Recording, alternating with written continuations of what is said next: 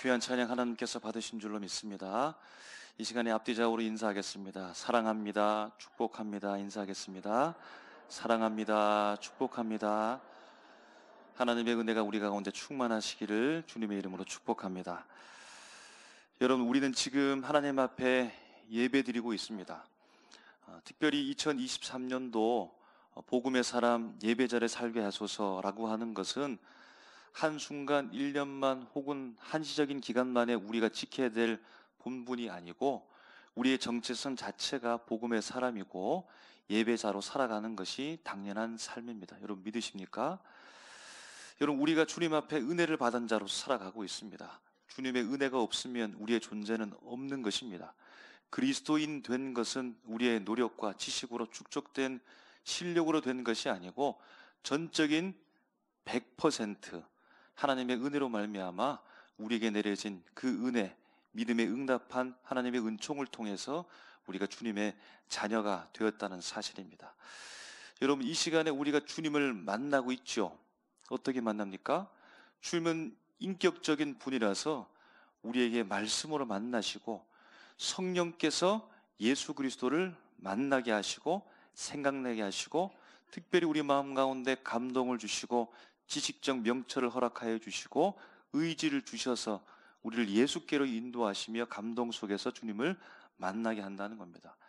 여러분, 예배는 일방적이지 않습니다. 예배는 주님과 소통 가운데 있는 것이고 주님을 만나는 자리 속에서 우리가 주님 앞에 드려진다는 사실을 여러분 기억하고 이 시간에 우리의 태도와 자세가 복음의 사람으로서 내가 주님 앞에 예배를 드린다라고 하는 분명한 목표점을 잊지 말고 주님 앞에 나가시는 귀한 시간 되시기를 주님의 이름으로 축복합니다. 여러분, 사람은 자기만의 성량을 가지고 살아갑니다. 주님께서 주신 고유한 것입니다. 그것은 내 의지로 받은 것이 아니고 하나님께서 나에게만 주셨습니다. 태어날 때 이미 나에게만 주신 것이 있고 나에게만 주신 상황 속에서 나는 만들어져 가고 지금 이 자리에 앉아 있습니다. 그래서 여러분, 성향 자체가, 내 성품 자체가, 내 본성 자체가 나쁘다 좋다를 떠나서 주님께서 내게 주셨다라고 하는 것이고 중요한 것은 무엇입니까? 어떤 사람이 성격이 좋은가 나쁜가 문제가 아니라 그 사람이 성령의 사람인가, 성령으로서 변화된 기질로 살아가고 있는가, 아직까지 내 육체의 욕망 속에 그것을 이루기 위한 삶으로 살아가고 있는가가 하나님이 보시기에 잘하는가 못하는가의 판단 기준인 겁니다. 여러분, MBTI 조사하면서 어떤 사람은 I가 되기도 하고 E가 되기도 하는데 노력하고 질문지를 잘 쓰면 I이던 사람도 E가 되기도 합니다. 다른 말로 하면 내향적인 사람도 외향적으로 보일 수 있기도 하고 외향적인 사람도 내향적인 모습으로 보일 수 있기도 합니다. 그런데 주님은 아시죠? 그 사람이 어떤 성향을 가졌는가.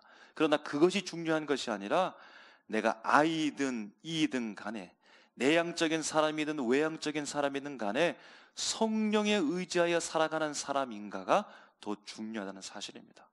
주님이 우리에게 주신 고유한 성량을 가지고서 성령의 사람으로 살아가는 우리 모두가 되시기를 주님의 이름으로 축복합니다. 주님께서 우리를 부르시고 인도해 주셔서 예수 믿음 갖게 해 주셨고 개인 단독자로서 주신 하나님과의 관계 속에서 하나님의 자녀를 우리를 삼아 주셨습니다. 그리고는 우리를 공동체로 만들어 주셨다는 겁니다. 성령의 역사가 시작된 데부터 여러분 교회가 시작된 겁니다. 성령이 역사가 있는 때부터 내 개인 한 사람만이 단독으로 존재하는 것으로 끝나는 것이 아니라 성령의 임재와 역사 속에서 교회가 같이 출발한다는 겁니다. 믿음의 공동체가 같이 출발한다는 겁니다. 믿음의 사람들이 함께 모여 주님을 바라보고 예배하는 것이 신앙인의 본질이고 정체성입니다. 나 혼자 그리스도인이 아니라 함께 되어질 때 진정한 그리스도인으로 살아간다는 겁니다. 주님께서 우리에게 성량을 주셨습니다. 그리고 그 성량 속에서 공동체를 이루어서 우리는 제 역할을 감당하게 되죠. 공동체 속에서 두 부분으로 나눠주게 되면 이러합니다. 앞장선 사람이 보이기도 하고 뒤에서 후원하고 받쳐주고 도와주고 섬기는 역할을 하는 사람이 있기도 하다는 겁니다. 여러분 생각해 보실 때 어떠합니까? 나의 성량은 어떠하며 주님께서 내게 고유하게 주신 내 본성과 삶의 환경 속에서 나는 어떻게 만들어지고 있으며 성령의 역사 속에서 나는 어떻게 변해가고 있는지 여러분 자세를 한번 살펴보시고, 공동체 속에서 나는 앞장선 위치에 있는가 아니면 섬기는 위치에 있는가 한번 여러분 살펴보시기 바랍니다. 각자 나름대로의 고초와 어려움이 있습니다. 앞장선 사람은 그 나름대로의 어려움과 고초, 뒤에서 받쳐주는 사람 나름대로의 어려움과 고초가 있다는 것입니다.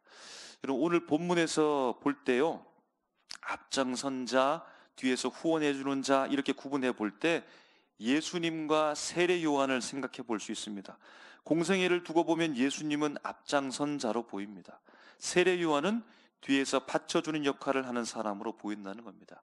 이 두 인물의 관계를 두고 볼 때 여러분 조화롭다 말할 수 있을까요? 협력한다 말할 수 있을까요? 오늘 본문에서 두 인물에서 비롯된 사람들이 있는데 제자들입니다. 그들이 어떻게 그들의 삶 속에 찾아오신 이 환경과 삶 속에서 주님의 은혜를 경험하고 어떻게 변해가는지 함께 나누었으면 좋겠습니다. 우리는 요한복음을 읽었는데요, 마태, 마가, 누가, 요한복음, 사복음서에 해당하는 복음서가 바로 요한복음입니다.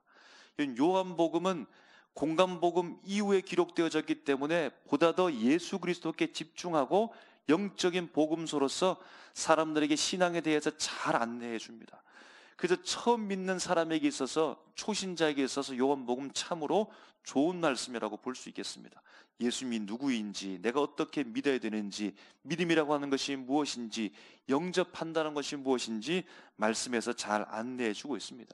이 땅에 오신 예수 그리스도, 그분께서 어떤 분인지 선명하게 선포하는 복음서가 바로 요한복음서입니다.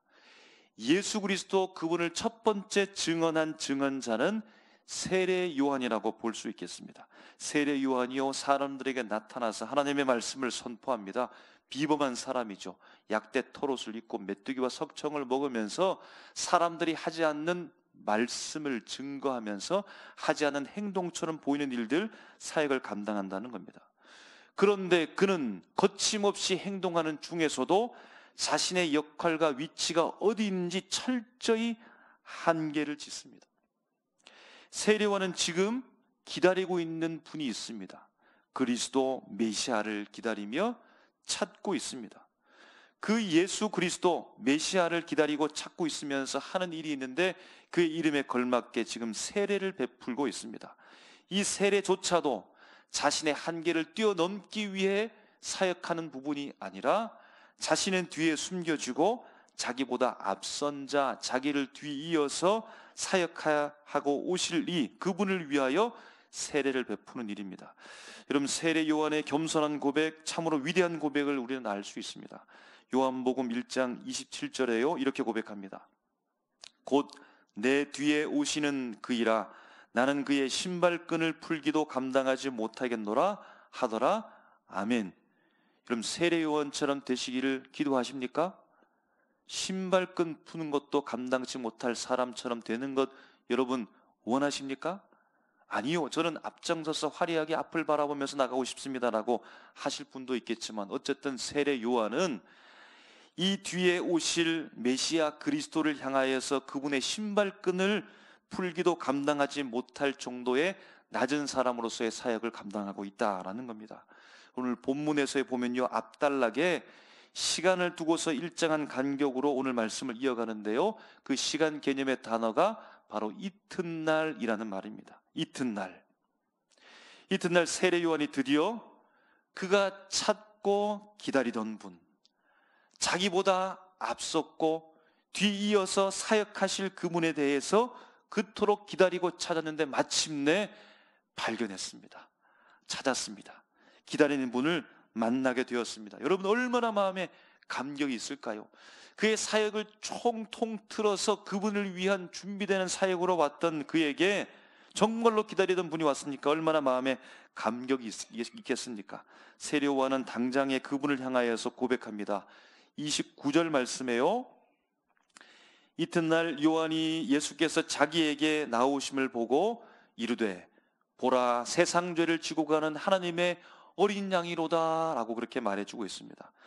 우리를 대신해서 죽으신 대속물로서의 그 의미와 유월절 어린 양으로서의 의미가 함께 복합된 하나님의 어린 양이라는 표현입니다. 지금 출애굽 때 문설주와 문인방의 어린 양의 피를 발랐던 그분이 바로 오신다라고 하는 고백입니다. 그리고 오늘 본문에 또 이튿날이 되어지죠. 이튿날, 여러분 어제와 오늘입니다. 어제는 어제로 끝난 것 같지만 오늘로 이어집니다. 여러분 이 말씀 속에 멈춤과 시작이 있죠.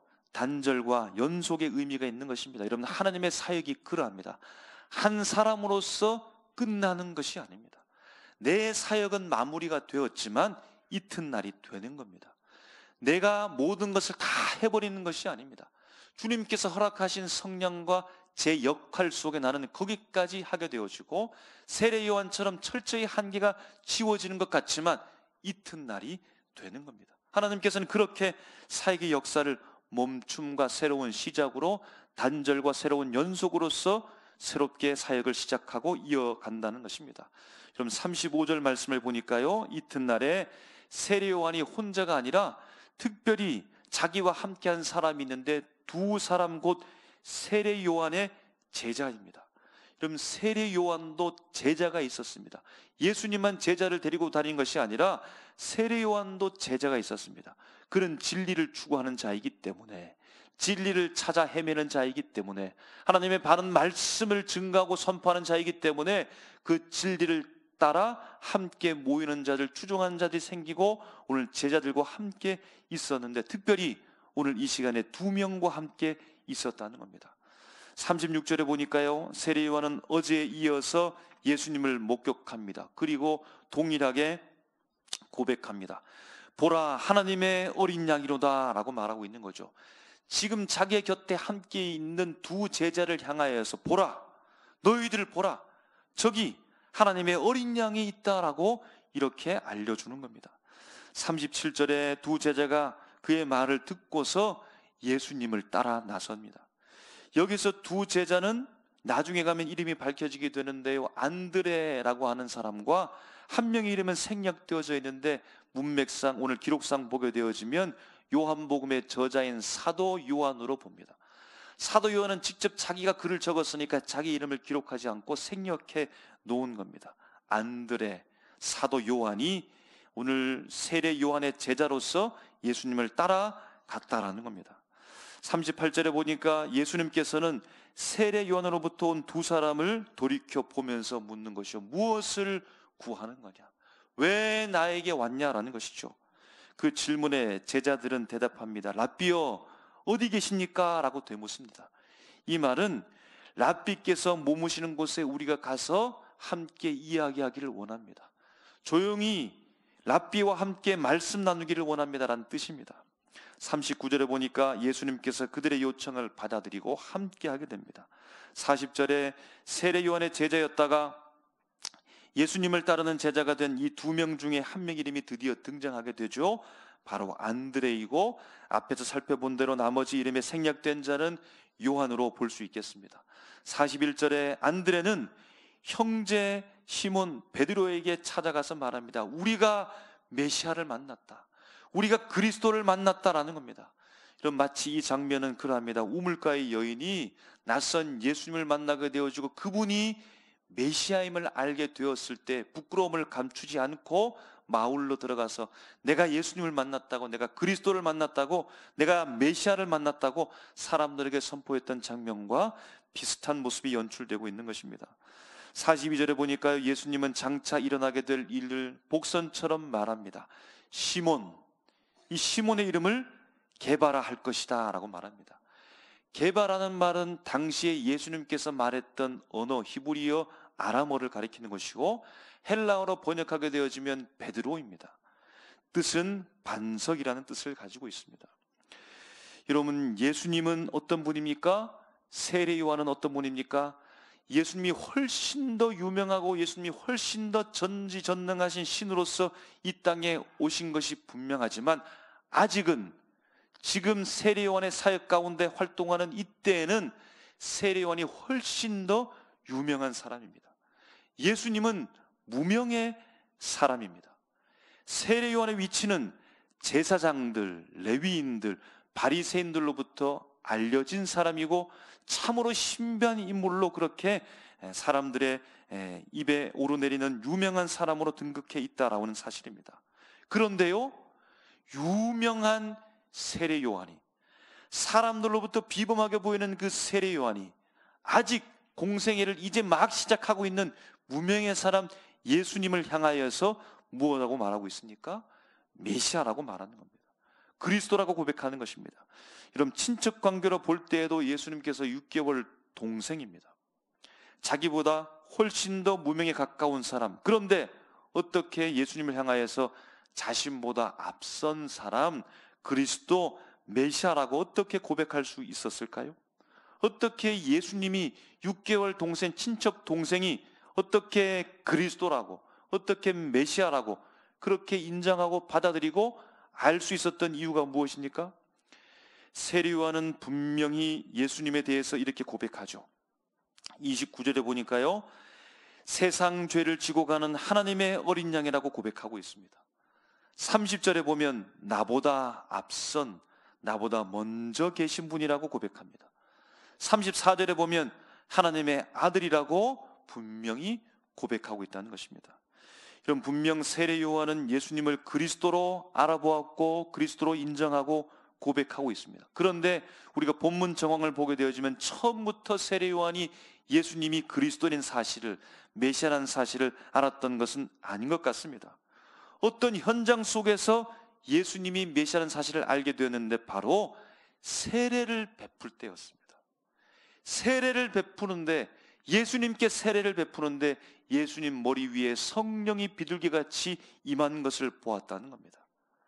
이 장면은 아마 계시를 받았던 것 같습니다. 세례 요한은 그 머리 위에 성령이 비둘기처럼 내리는 그 자가 바로 메시아다, 그리스도다 사실을 알고 있었고, 세례 현장 속에서 예수님께 세례를 베풀 때 그 머리 위에 내리는 성령의 비둘기 같은 이 놀라운 현상을 바라보게 되어지면서 이분이 바로 하나님의 어린 양, 나보다 앞선 자, 먼저 계신 분, 하나님의 아들로서 확신하게 되었다는 사실입니다.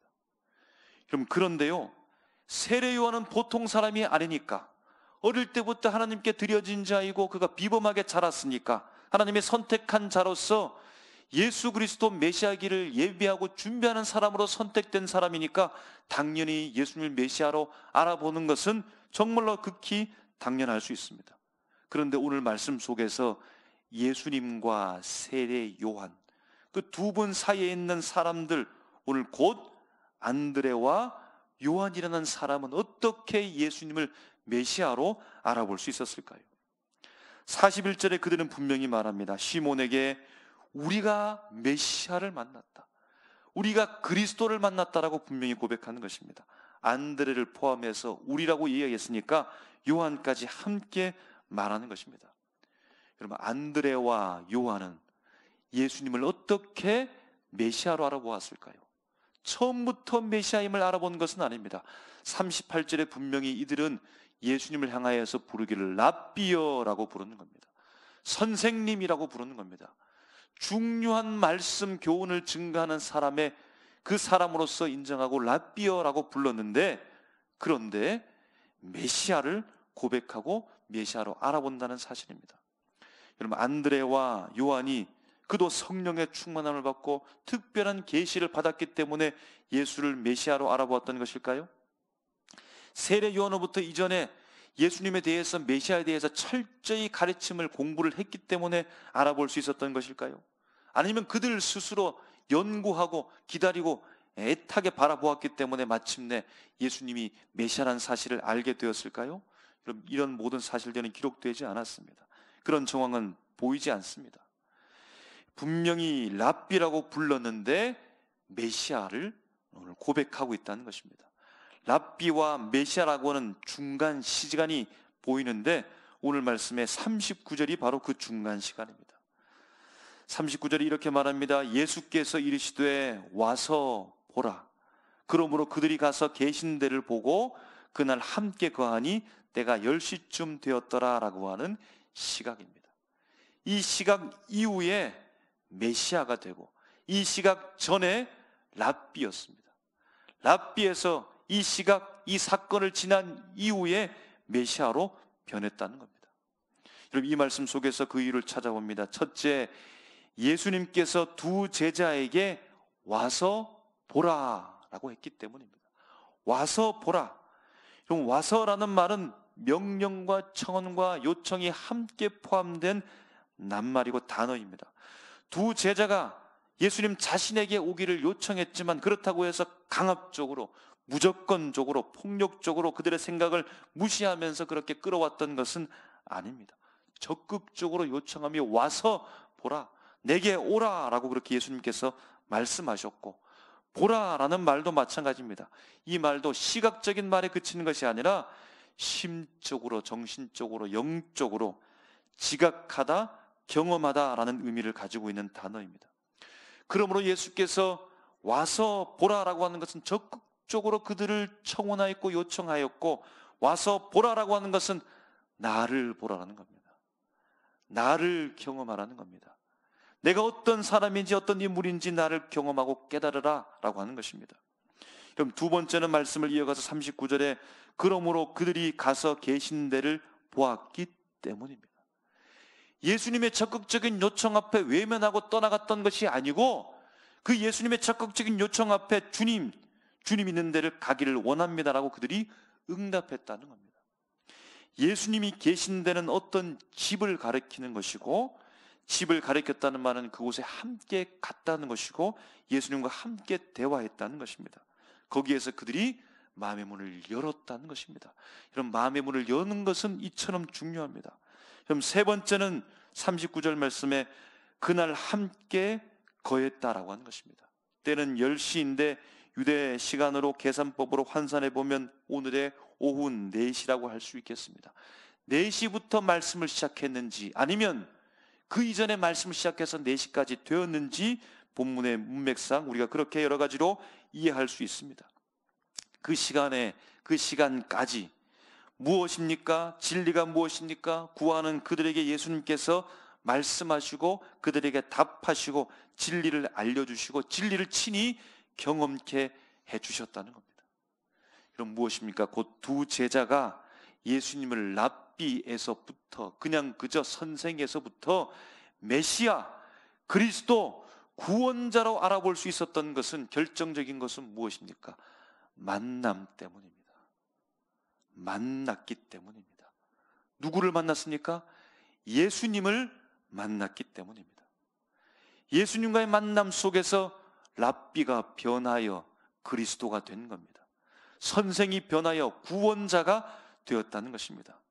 주님의 초청 앞에, 와서 보라는 초청 앞에 응답하여 주님이 계신 데를 가기를 원했고, 그와 함께함으로 말미암아 예수 그리스도를 단지 눈으로 보는 것에 그친 것이 아니고 주님을 경험함으로 말미암아, 주의 말씀을 들음으로 말미암아 그 경험을 통하여 깨닫게 되었다는 겁니다. 여러분, 예수와의 만남이 진리를 알게 합니다. 여러분 믿으십니까? 예수와의 만남이 진리가 무엇인지를 보게 합니다. 깨닫게 합니다. 예수와의 만남이 구원을 우리에게 허락합니다. 구원이 무엇인지 보게 합니다. 구원을 지각하게 합니다. 예수와의 만남이 구원자가 누구인지 알게 합니다. 깨닫게 합니다. 경험하게 합니다. 예수와의 만남이 바로 그들을 구원할 자가 누구인지, 그분이 누구인지, 예수가 누구인지, 예수가 구원자라는 사실을 알고 깨닫게 된다는 사실입니다. 여러분, 우리가 이 자리에 어떻게 있습니까? 보이지 않는 주님을 어떻게 우리가 주님으로 고백하고 있고 나의 구원자라고 하나님을 찬양할 수 있는 이유가 무엇입니까? 주님을 만났기 때문입니다. 주님을 경험했기 때문입니다. 이 시간도 주님께서 우리를 향하여서 말씀합니다. 와서 보라, 나를 경험하라, 나를 보라, 깨달으라, 지각하라, 말씀과 함께 나누어서 주님을 온전히 경험하기를 주께서 바라십니다. 그렇게 되어질 때 구원자, 그분, 진리가 무엇인지 우리가 온전하게 알게 되어지고 그리스도를 우리가 분명하게 볼 수 있게 된다는 사실입니다. 작년에 우리 하나님의 부르심을 받은 시대의 지성인 이어령 박사를 우리는 알고 있습니다. 이분은 냉철한 이성으로서 사셨던 분인데 어린 시절에 친구 때문에 교회를 다닌 적이 있다고 합니다. 그래서 그때의 성경책도 읽었답니다. 그런데 철저히 이성으로 읽었답니다. 열심히 성경을 읽었는데 이유는 따지기 위해서 읽었답니다. 목사님에게 따지기 위해서. 내가 읽고 연구해서 목사님이 대답 못하게 하기 위해서 그렇게 읽었다는 겁니다. 어릴 때부터 집요하게 이성적인 판단을 가지고 자신의 논리와 빈틈없는 사고 속에서 그렇게 살았던 분이 세월이 흐르고 나이가 지그마키 연세가 들었을 때에 그분이 이런 책을 썼죠. 지성에서 영성으로. 지성에서 영성으로. 여러분, 이 책은 언제 썼을까요? 그의 이성과 판단과 논리 속에 매여 있던 그때가 아니고 예수님을 만났을 때, 그 이후부터입니다. 예수님을 만나고 구주로 영접한 그 이후에 이 책을 썼답니다. 생전에 그가 고백하는 영상을 보았습니다. 그분은 예수님을 만난 이후에 이렇게 고백합니다. 예수님을 위해 나의 자리, 내 역할을 찾으려고 합니다 라고 고백합니다. 사람들에게 자신이 만났던 그 예수님, 옆방에 계시는 그 예수님, 곁에 계시는 그 예수님의 숨소리, 그 소리를 들려주고 싶다는 겁니다. 예수님께서 거니시는 땅에 긴 옷을 입었고 그 긴 옷이 땅에 끌려서 흙 묻은 그 옷자락을 들어주고 싶은 사람이 되고 싶다라고 말합니다. 미처 몰랐던 예수님의 이야기를 사람들과 함께 공감하려고 한다라고 생전에 이렇게 말했습니다. 언제입니까? 예수님을 만날 때입니다. 만난 이후부터 이분은 변하여 주님의 옷자락을 드는 사람이 되고 싶다라고 그렇게 고백했다라는 사실입니다. 그럼 두 명의 제자는 처음엔 누구의 제자였을까요? 세례 요한의 제자였습니다. 세례 요한의 제자, 스승인 세례 요한. 그런데 자신을 떠나서 다른 사람에게 간다는 겁니다. 자신을 떠나서 다른 사람에게 가는 그 뒷모습 등을 본다라고 하는 건 여러분 얼마나 힘든 일일까요? 자존심 상하는 일일까요? 자기 제자인데, 내 제자인데, 내 말을 들어야 되는데, 내 말대로 해야 되는데, 내가 말하는 대로 움직여야 되는데, 내가 말하는 것이 진리인데, 내가 말하는 것이 사실인데, 내 말대로 살아야 되는데, 나를 떠나서 다른 사람에게 간다라고 하는 것 얼마나 여러분 기분이 상하겠습니까? 그런데 여러분, 사실관계로 따져보면 두 제자가 세례 요한을 버리고 갔다라기보다는 예수님이 있는 그곳에 함께 두 제자를 데리고 와서 세례 요한이 두 제자를 예수님께 보낸 것이 사실관계에 더 가깝습니다. 여러분, 그러면 어떻게 됩니까?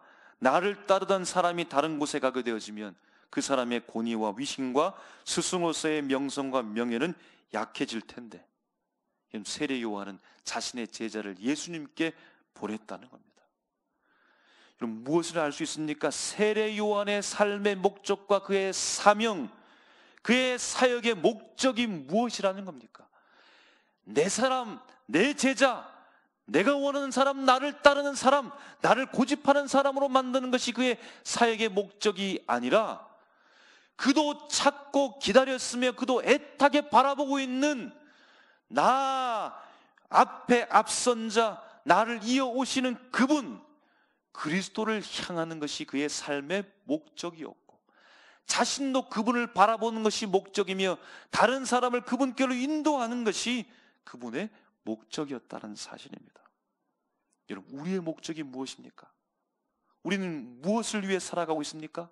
이 자리에 왜 앉아 있는 것입니까? 주님 앞에 예배하고 주님을 만나기 위해서 이 자리에 앉아 있는 거죠.